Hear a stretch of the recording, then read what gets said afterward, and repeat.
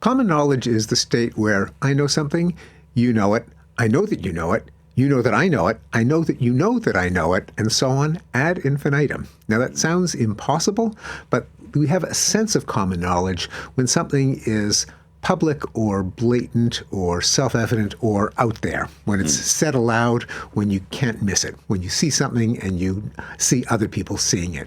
And that changes everything because it's the basis of our social relationships. It's also the basis of our political and financial understandings, but it's the basis of our friendships, of our romances, of our transactional relationships, of our relationships of deference. They exist because both parties know it exists and each one knows that the other one knows it. So if I say the word Trump, there's a whole cloud of assumptions and images and memories and ideas associated with that. If I say the word Trump to somebody who I know is a strong anti-Trump supporter, it means something different to saying the same word to somebody who is a MAGA supporter. Yes, there is a common ground of shared assumptions that makes relationships possible. And often sometimes we avoid generating common knowledge. That is, even though we both know something, we don't make it public so that neither one can be really, really sure that the other one knows it. That's the basis of politeness and hypocrisy and euphemism and innuendo. Sometimes we just blurt things out where we both convey a message and we make it known that we share the assumptions of the other people. That can be liberating at times, but it can also be nerve-wracking. A good example of that I think we've had recently is this government's decision to lift the two-child cap on welfare payments so that families with more than two children get full welfare in a way they didn't before. Now, behind that argument, it's not terribly popular in the country because a lot of people think that members of religious minorities, particularly Muslims, perhaps Orthodox Jews, have more children, and that therefore they are subsidizing those people, and they're also subsidizing, quotes, feckless people who shouldn't be having as many children. And that was something that a lot of people kind of thought was the background of the argument, but nobody in politics would say it out loud. Cancel culture, political correctness are examples of things that can be privately known. Everyone kind of knows what the implications of this policy might be, but it can make a big difference if you make it common knowledge by blurting it out, because that changes your implied relationship. In this particular case, perhaps a relationship of superiority or dominance, of who's your friend, who's your enemy. All of these things can be changed when something is blurted out, but they can sometimes be preserved, even if everyone knows it, as long as everyone does not know that everyone else knows that they know it.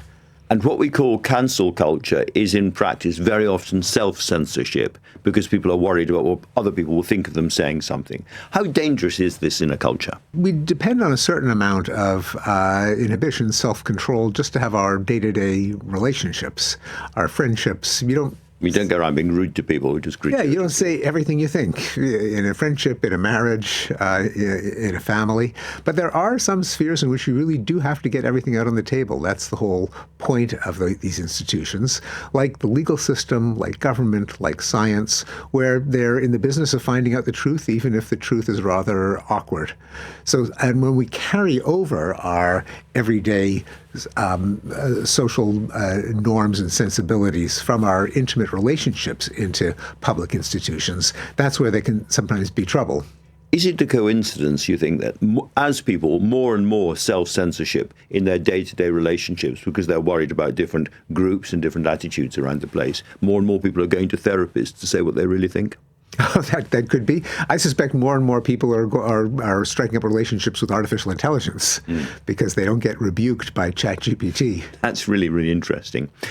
You're making a big speech at the Orwell Foundation this evening. Can you give us a taster or a preview of what you're going to say? The title is 1984 and 2025. I will pose the question, how much did Orwell's prophecy come into being?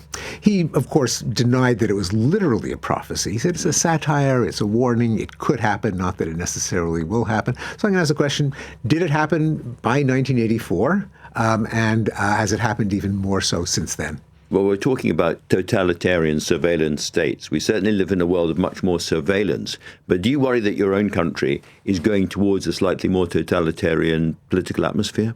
Well, I like to quantify things, and there are organizations that score countries on their degree of democracy, and we've definitely been sinking. Actually, the UK has sunk a bit too. Still much better than most other countries, but the direction is concerning. And is that because of restrictions on free speech? Is that because of the use of the courts to go for people who say things online the state doesn't like? Yes. I suspect that the reason that the UK's rating on the liberal democracy scale has sunk is because of things like the non-crime hate incidents, where snitches can prod the government into investigating, which is a form of punishment, even if they have not committed a crime on the law books. Well, we've had the Graham Linehan case. You may have followed the Irish comedian who got into a lot of trouble. Yes. Is it a good thing that this is what we argue about the whole time? I mean, it's good that we're arguing about it as opposed to just accepting it, and that's a major reason why we're not living in the world of 1984. We can argue for it right here on the airwaves. You have, in the past, investigated cancel culture and the so-called woke culture and the way we communicate. In all your investigations, do you emerge basically as an optimist about the civilization we're sitting through? Of the civilization in the long run, yes. It doesn't mean there aren't concerns that we have to worry about now. The reason that civilizations improve is that people are sensitive to setbacks and problems as they arise and try to push back against them or try to solve problems. So I myself don't think that don't consider myself an optimist just because I've documented many of the improvements in life. We're richer, we live longer, we're freer than our ancestors were. But one of the reasons we enjoy all these is that when there have been threats to freedom or to peace, we are aware of them and we push back against them. Because you have in the past very vigorously defended the idea of enlightenment and liberal human progress, including on things like longevity and human health. And you got a lot of pushback from that inevitably, but you remain an optimist. You remain a believer in a sort of one-way direction of enlightenment. Well, I don't believe in anything you have to believe in. So, and I don't consider myself someone who just sees the glass as half full. What I do is I try to look at data and trends rather than headlines, because headlines can give you a misleading picture of the state of the world. Something goes wrong every day. That's guaranteed. And if you just look at something goes wrong and say, oh, things are getting worse, you might be forgetting all the things that went wrong in the past. And what we call the news is a long litany of all the things that are getting worse or going wrong. Well, yes. It's much easier for something something bad to happen suddenly than for something good to happen. Good things either creep up on you a few percentage points a year and sometimes can compound. So the fact that, for example, that extreme poverty in the world has been declining and 1 billion people have escaped extreme poverty over the last 30 years, but not on Thursday. So it was never an event in the news. So one of the biggest events in human history is something that most people have never even heard of. We don't talk about the slow increase in alleviating poverty, but we get very excited when an iceberg breaks off a chunk of the Antarctic, as it were. Indeed. And of course, that's the way the human mind works. We're impressed by anecdotes and narratives and images and episodes. But one of the gifts of being in a more scientifically sophisticated society is that we do have data. And so we can detect things that are improving, that are invisible to the naked eye.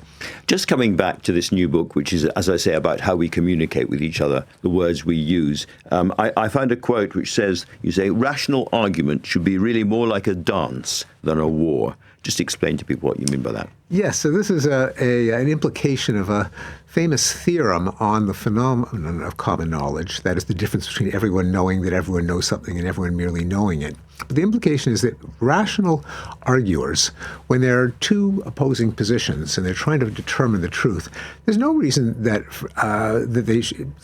they should compromise and end up halfway between them. Who's to say that the truth just happens to lie halfway between what two guys believe? It might be with me and not with you. Or vice versa. Or vice versa. Also, why do we think that the metaphor of war is the most appropriate way to settle on it. I attacked his position, but he tried to defend it, but in the end, it was a crushing defeat. Is that the best way to arrive at the truth? According to the serum, a rational style of argument, this is hard to believe, would involve the two sides sometimes switching their positions, sometimes lurching in one direction and then to another, before finally coming into agreement, as rational agents ought to do. So more like a dance, more like a pirouette that lands somewhere. Yes, and sometimes there's some kinds of argument that actually work that way. So mathematicians standing at a whiteboard trying to determine whether a theorem is sound or not will sometimes switch positions, and one of them will be passionately arguing for what he was attacking just a few seconds before, since their goal is just to get at the truth. This is a standard of what rational argument should be, assuming that the argument is designed to get at what's real. It sounds like LBC on a good day. Professor Yes, Steven Pinker, thank you very much indeed for coming in.